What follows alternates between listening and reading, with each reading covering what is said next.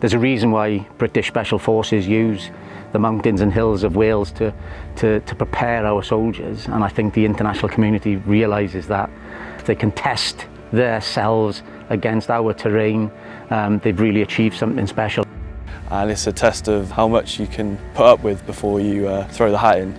It was wet, windy, and a lot tougher than I was expecting. The only way you can prepare for it is doing it. One of the hardest things I've ever done. This is not a competition. It's never been pitched as a competition. There are no single winners or prizes for being first.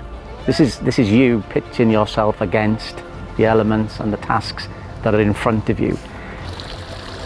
Cambrian Patrol has been going for 66 years, pretty milestone moment last year in its 65th anniversary of it. The basics are still the same. It's still an arduous, tough exercise that really tests people's leadership and their determination to get through it.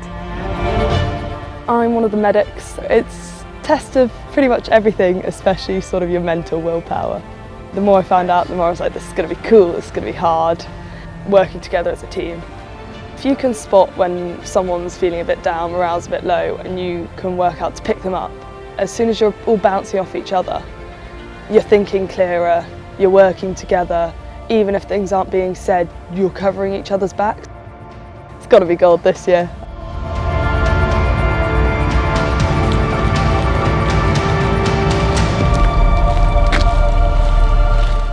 So this year we've really tried to take lessons from the Ukrainian conflict and try to apply them.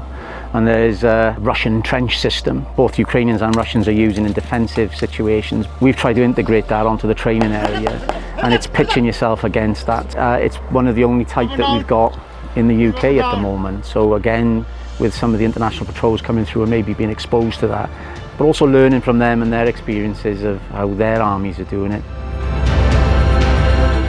Cambrian Patrol is not only pitching your leadership and navigation skills, but you're probably going against 4 seasons in one day, and a huge storm came in at the very beginning of this exercise, which has a massive impact, but it can change on a sixpence, and you could be faced with some of the toughest conditions.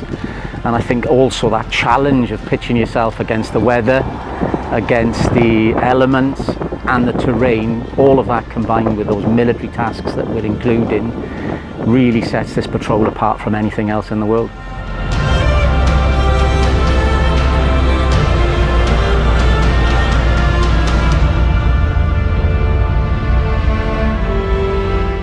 I think you need to be fit and be able to carry weight, but there's a lot of knowledge behind it and kind of training that you see behind the scenes, which is almost harder than the actual weight carrying.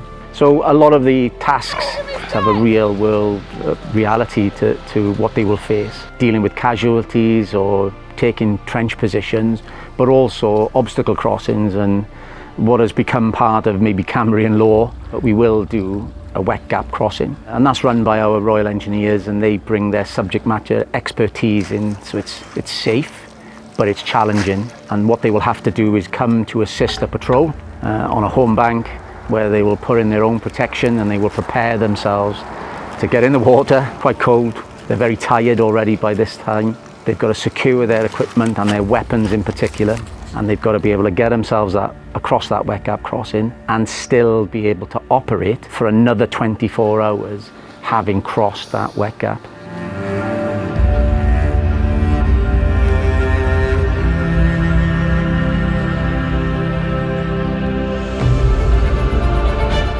Yeah, we've done a lot of technical stuff and a lot of theory stuff, so hopefully it should go smooth.